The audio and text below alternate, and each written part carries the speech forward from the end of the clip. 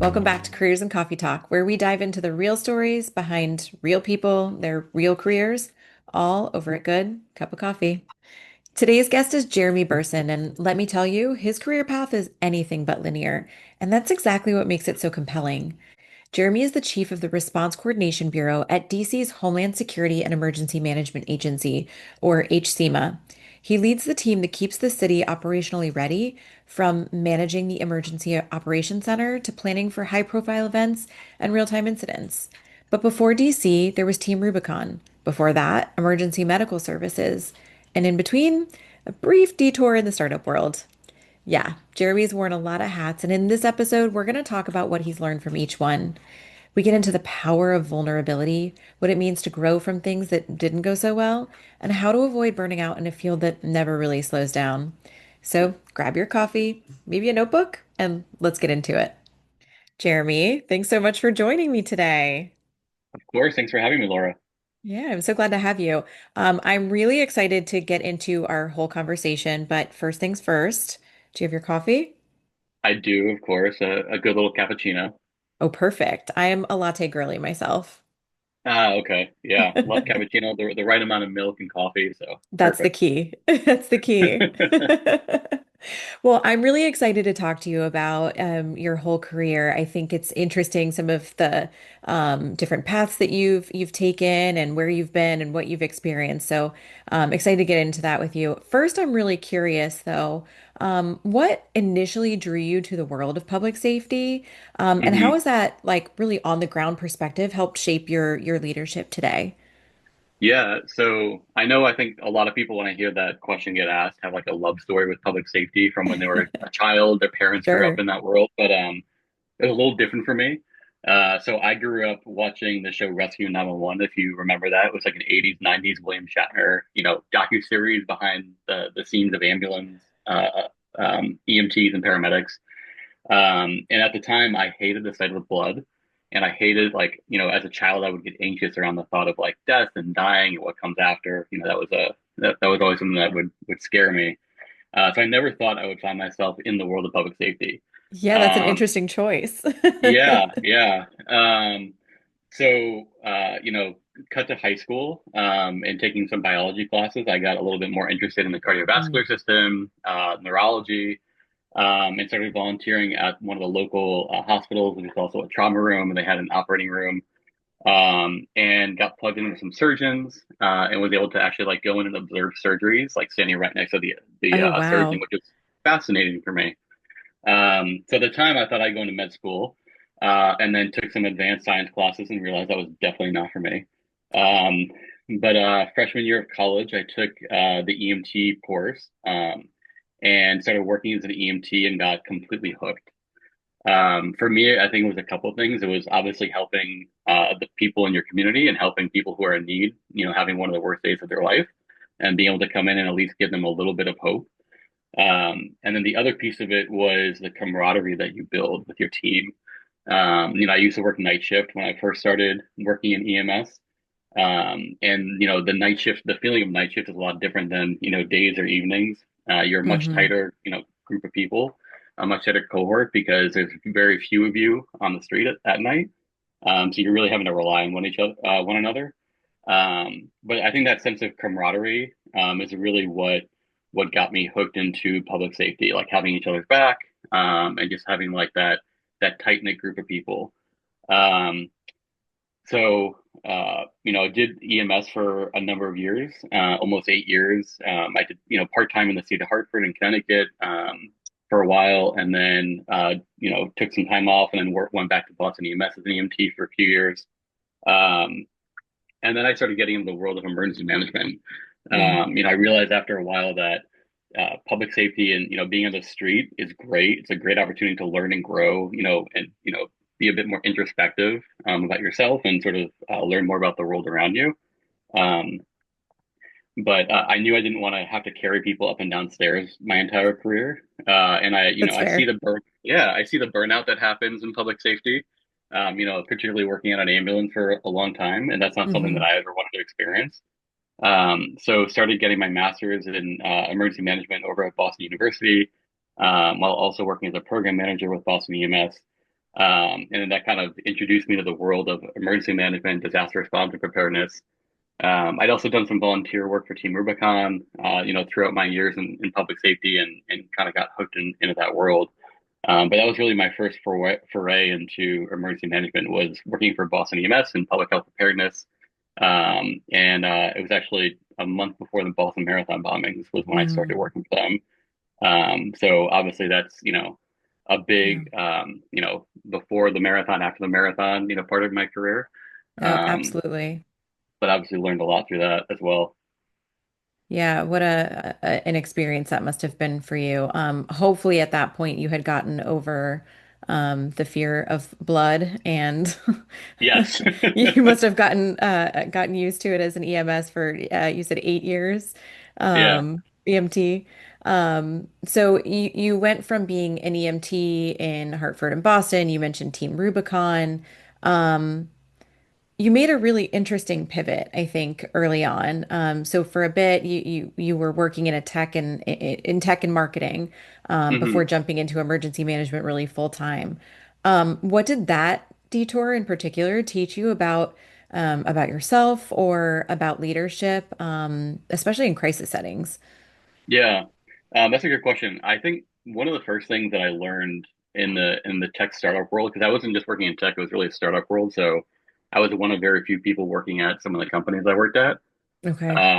But one of the biggest things that I took away from that was trying to anticipate the needs of my executives. Mm, That's something that, you have to learn on the fly and, you gain experience in that world because, you are essentially leading your line of effort. So I was doing marketing, in some communications, but primarily marketing. And I was hmm really the only one in that function at the time. So really taking on some of the lead efforts of marketing and learning, if we're going to kick off a campaign, here are all the things that I need to make sure are getting done, and here are probably the questions and concerns that my leadership might have for me, and understanding what that might look like ahead of time, and that's really helped me throughout my career, even when I transitioned back into emergency management. I'm able to leverage some of that skill set, and anticipate information requirements or requests, anticipate any resource needs, across our jurisdiction or from our executive leadership, um, and also trying to leverage data centric decision making. hmm Especially when you're a bit strapped for cash at a startup, you're not able to spend millions of dollars on marketing campaigns. So how are you leveraging the data that you're gathering to better inform the decisions that we're making? And it's really the same thing with emergency management, right?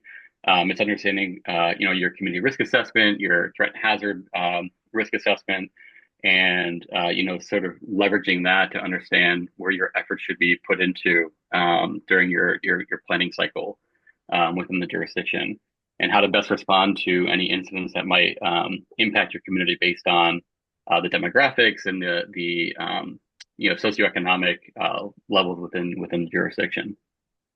Yeah, a lot of good lessons learned there. And one of those being proactive so that things go well, right? hmm But you've responded to, probably I would say hundreds, right, of incidents over the span of your career. And you've been part of, teams that were involved in national events. Um, but I want to ask about things that, maybe didn't go as planned because they often don't, right? hmm So when you think about the things that maybe didn't go so well, how did you, and you don't have to get into like what exactly went wrong or anything like that, but how have you grown from those experiences? It was probably my first year in EMS. I was working New Year's Eve with my partner at the time, who was one of my closest friends back then. Um, and we got called to, it was a horrible accident. I will admit that up front. It was a mass casualty, accident on the highway. But it had just snowed and the ground was very, saturated. And we had to go drive into the grassy median to get around a bunch of cars and get up to the area of the accident. And our ambulance just got stuck in the mud. Oh, We geez. were, we could not move. We tried everything we could, and just could not get the ambulance to move. So we ended up, putting the mission first. So we grabbed our gear. We ran probably, 200 to 300 yards up the highway. to extricate some of the patients and to get them into ambulances that could transport them to the hospital. And then, obviously went back after that was done and tried to solve for the issue that was at hand, which was getting our ambulance unstuck and towed and taken care of. So to me, I think that highlighted just the importance of getting the mission done, Mm, whatever that mission is. And then you can try to figure out what some of the smaller problems are. sure. But as long as you're sort of mission oriented and putting that mission first, then that's really the key, whether it's in emergency management, EMS, law enforcement, whatever. Um, so I think the other one, the other big thing that comes to mind is when I was on a national deployment with an organization, we had an unfortunate incident where a tree dropped onto a house. We were Oh having to cut gosh. away some trees Hmm. because of some of the hurricane debris that had occurred, and the tree was leaning, and it accidentally fell in where it shouldn't have.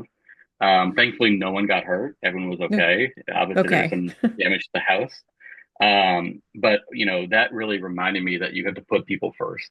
We were able to take care of that homeowner. We went well, above and beyond for that individual who owned that home. Obviously, it was our fault, so we had to take care of that.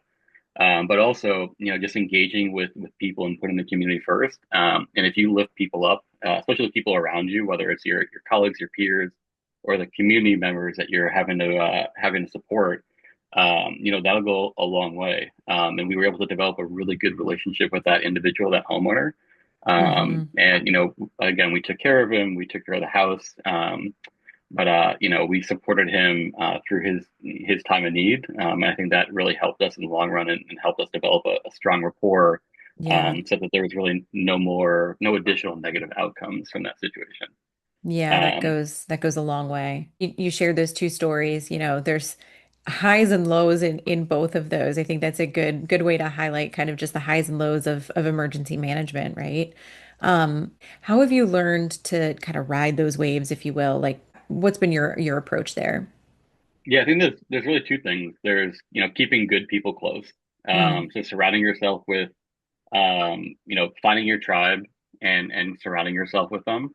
Find a close set of peers and friends, and obviously leveraging your family whenever you need to, and asking them for any emotional and mental support that you might need, and leaning on them. Just because they're not necessarily in the same situation or don't have the same shared experience doesn't mean that they aren't able to support you in any way. I lean on my wife a lot. She has some experience in the disaster world as well, so she understands like what I go through. Um, but she's not, doing the job day to day anymore. But I think that shared experience we did have at one point when we both worked for Team Rubicon, has definitely helped us. And when I have a bad day, the first thing that I want to do is come home and see her and our two dogs and really oh, just, hang out yeah, and hang out with them. And that sort of helps me get through some of the lows that I'm going through. I think the other thing that's important is just like you anticipate the needs of your executives, you have to anticipate your own needs. Understanding when you might be hitting that wall personally and emotionally, hmm. and trying to avoid it as much as you can, whether it's, taking a few hours, away from a command post, or just saying, hey, I really need, we've been working for 80 hours this week. I need one day to just recoup mentally and emotionally. I think any strong leader, any supportive leadership will obviously honor that, Hmm. especially if you're giving it your all during the response. Obviously, there are situations where that's not always feasible, just because of you might be in austere conditions, you might be doing a long-term search and rescue mission or something along those lines. But you know, coming back home and sort of recouping with your family and your loved ones, I think that's always been something that I look forward to when I'm having a really rough day. And the other thing is, don't be afraid to ask for help. Yeah. Seeking therapy. I had recently had a very large scale incident that I was dealing with. And it was a multi-day response. And on day two, I think I had been home for a few days. The second day, I was talking to my wife on the phone. And I said, "Hey, please remind me in a week or two from now, when I forget about this, that I'm asking now to go seek help. Go to Mm, therapy and re-engage with therapist." And I think that's, that's also, helped me a lot, Yeah. over the last few months is getting that help professionally, just so I'm, getting an objective point of view that you don't necessarily get when you're surrounding yourself with your friends and your family and your colleagues. So, Yeah. Good for you. That's not always easy to recognize it and then to actually take action and do something when you do recognize it. So mhm. thank you for sharing that. Yeah. Um, Speaking of culture and surrounding yourself with good people, Team Rubicon is kind of known for that. Yeah. That and that boots on the ground, the get it done culture too. How Mhm. did your experience working with the gray shirts inform your approach to, operational leadership and collaboration today?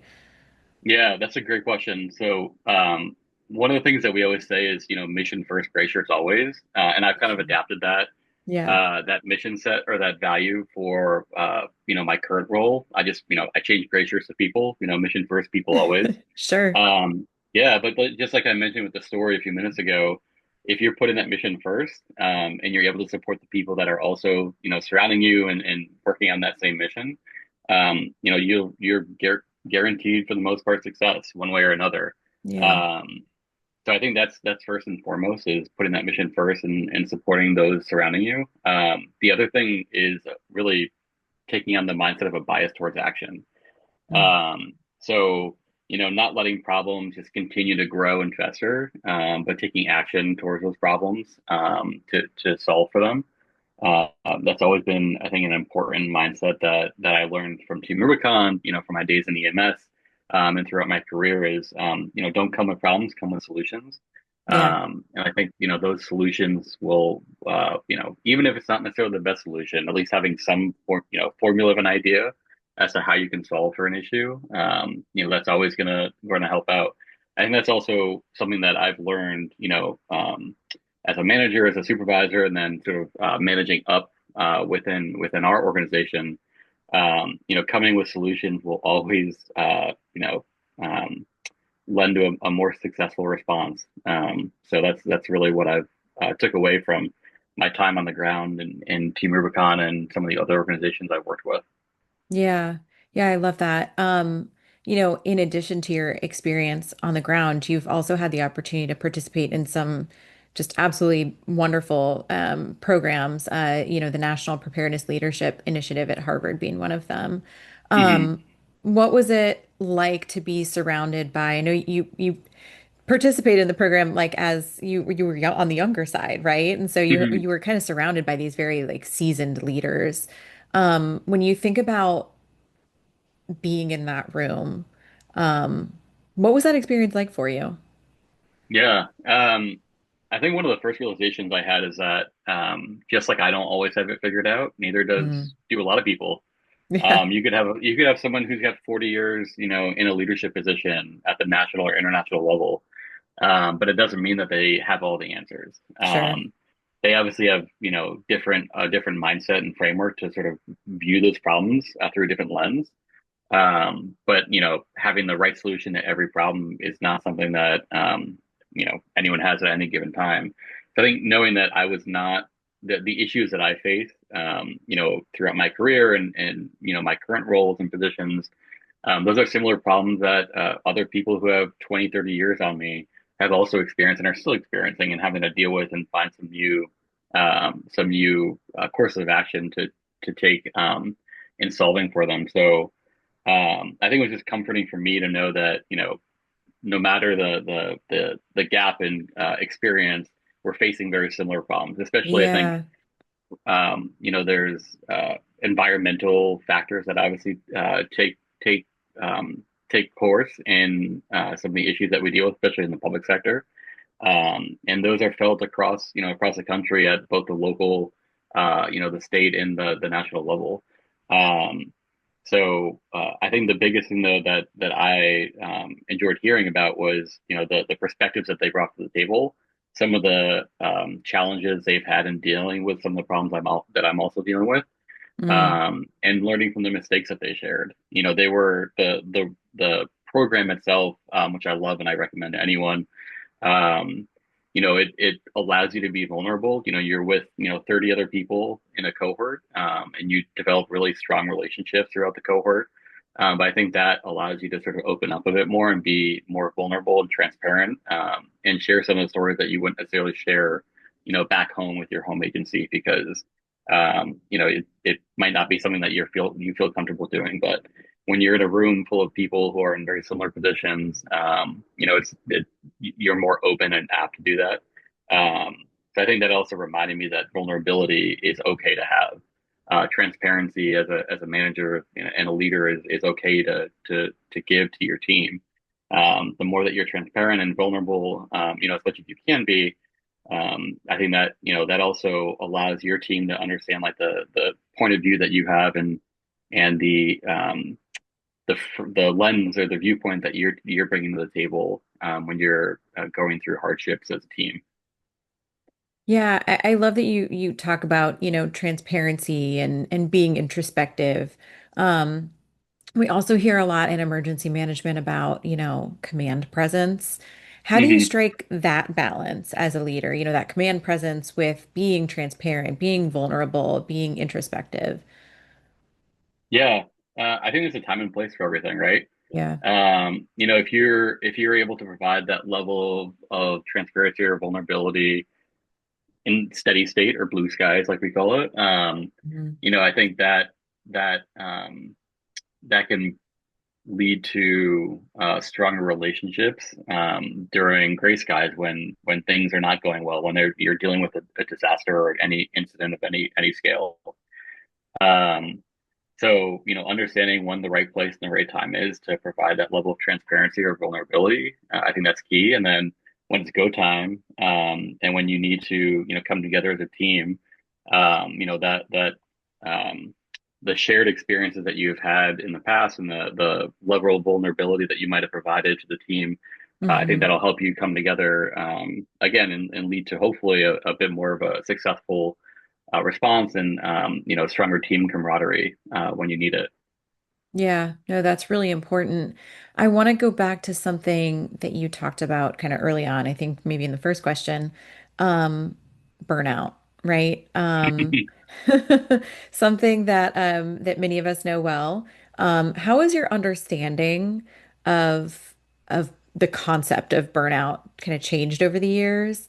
Hmm. And you mentioned some of the practices, recognizing when you need to reach out for help, whether that's with your family, with a therapist or a trusted professional. How have kind of setting those practices or those boundaries even helped you kind of build staying power so that you don't burn out in this career? Yeah, one of the things that I've realized, and I think it took me a while to understand, was that, Mhm. just because you're hitting that wall or you're feeling burnt out doesn't mean that it's time to just up and quit. Mm, I think every so often, there's probably a couple points in my career I can point to where, I knew I was burnt out, and I couldn't see, across to the other side of the wall. yeah. So I felt that it was my time to leave. And I've realized over the years, particularly over the last, 5 to 7 years, probably, that burnout fluctuates. You're going to experience different levels of it. There's different things that are going to trigger burnout, throughout your career. It's not always going to be the same type of thing that's going to cause that. And again, like leaning on your support system back home, or even your Yeah. support system at work, finding, close colleagues at work who, again, have that shared experience and have a very similar mindset as you. I think that definitely helps you get through it. But just because you're hitting one of those low lows doesn't mean that it's time to leave. It just Yeah. means that it's time to, lean on that support system, whatever it is for you, a little bit more that you might be comfortable doing or that you might be used to doing, in past times. Yeah. Just remember there's like light on the other side, right? Yeah, yeah. And it's definitely something that, even in my current role, I definitely experience that. Yeah. And it's just, taking the time for yourself that you need, knowing that working, 40, 60, 70, 80 hours every single week is not feasible or, acceptable. And, just knowing when you need to spend a little bit more time at home or just outside of the workplace, and having sort of building the trust within your leadership, so that they know, if I'm gone for a day, A, everything's, not going to collapse, and B, um, you know, I make up for it in the other work that gets done, by Yeah. the team, and when I'm at my best. Yeah. They say like one day at a time. Sometimes in this field, I think it's like one meeting at a time, one incident at a Yeah. time, one minute at a time almost, right? Yeah. Um, Minute by minute. I think it's definitely minute exact by minute minute. by minute. Yeah. What do you wish that more people understood about what it really takes to coordinate emergency response at the city level, at the state level? Um, Hmm. Yeah. what do you wish people knew about that? Yeah. I think, um, so first things first is, emergency managers are only as good as their partners. Like there's not a lot that we can bring to the table without the support of our partner agencies, whether it's at the local, the state, or the federal level. Um, so, helping our partners is really in turn also helping ourselves become better, stronger, more reliable emergency managers. Because it's really only, 4 or 5 priorities or responsibilities that we can bring to the table, right? We're really good at managing complex incidents. So as soon as you go beyond just having, police, fire, EMS, transportation, like when you start bringing in mass care or Yeah. critical infrastructure partners, utility partners, like that's where our bread and butter is. It's helping to sort of organize around that type of incident, and helping the leaders from other agencies, understand, some of the obstacles they might be facing, and providing recommendations on how we might be able to respond more successfully. The other thing is resources. We don't own a lot of resources as emergency managers. We might have a command bus and a set of like light towers, but beyond that, there's not a lot that we can bring to the table. And I'm not speaking for every jurisdiction. There's definitely jurisdictions It out really there that, varies. yeah, it varies from state to state, city to city. Yeah. But what we are good at is finding the resources that are needed, whether it's, looking elsewhere within the jurisdiction, looking at the procurement process, or going out to do mutual aid requests, whether it's the Emergency Management Assistance Compact or EMAC, the state to state mutual aid program, or looking, outside of our city to our neighboring city for those resources. And again, relationships are everything in emergency Yeah. management. If you don't have strong relationships, then there's not much you're going to be able to get done. So taking the time when there's no incident, taking the Yeah. time to build those relationships, having coffees and lunches with your peers, when you need those relationships, that's, taking the time in advance will obviously prove to a more successful outcome. And then I think the last thing that we bring to the table as emergency managers is understanding money. Post disaster recovery, Hmm. cost recovery. How is the city or the state going to recoup the money? That's something that we obviously have a bit of expertise in as emergency managers. Yeah. Whether there's a declaration or not, obviously becomes a huge factor. But understanding how, our police department, our fire department might be able to recoup some of the costs that they've lost during a response. So I think, Yeah. those are if you can remember that, like those are the areas that emergency managers bring to the table, then obviously we'll be there when you really need us most. Yeah. Yeah. It truly is a team sport. I think that's a big takeaway for sure. If you were to go back, thinking of, brand new EMT, scared of blood. When you think back to your younger self, right? And you were to give yourself one piece of advice, something you know now that you had to maybe learn the hard way, what would that be? I have a mentor, a coach that I've known for a number of years that has always reminded me to always assume good intent. Hmm. And I think that's something that if I had remembered or if I had known at the first half of my career, or earlier in my career, then I could have probably avoided a lot of issues. I think if you're always assuming good intent and that people are, coming to you because either they trust you, or that they're doing something because they have to do it, not because that's how they think, it should get done. But assuming that they're doing it with good intent will go a long way. And I think it also just sort of helps to drop the heat of the moment. So if if things aren't going well, if you disagree with someone or the way things are getting done, don't assume it's because they they want to they want to do it that way. It might be because they have to do it Sure. that way. Yeah. So if you can always think of it as they're doing it the best way that they know how, or that they think it needs to get done. Um, I think that definitely would have saved a lot of grief throughout my career. So always assume good intent. Yeah, there's a program that I was in. One of the required reading was a book called Crucial Conversations. Hmm. And that was one of those books, and I'm like, man, like similar. I wish I had known that like earlier in my career. I wish I'd read this book earlier Hmm. in my life. It would have helped save a lot of grief, probably in a lot of different areas of my life. Yeah, yeah. Just having those like really difficult conversations and how to approach them in a way that, again, like you said, assumes, good intent. Um, is there a book or anything that you recommend or that you've had to kind of lean on, whether it's in emergency management, leadership, some other area? Is there a book that you kind of go back to or Yeah, one of my favorite books, one of my favorite authors is Atul Gawande. He's a surgeon by trade, okay. out of the Boston area. But he writes a lot about, he's got, I think, 4 or 5 different books now. I've read all of them. There's Being Mortal, which is about death and dying, and, the different ways around the world that different cultures approach Hmm. death, and kind of eye-opening as to how we approach it in the States versus how most other countries approach it.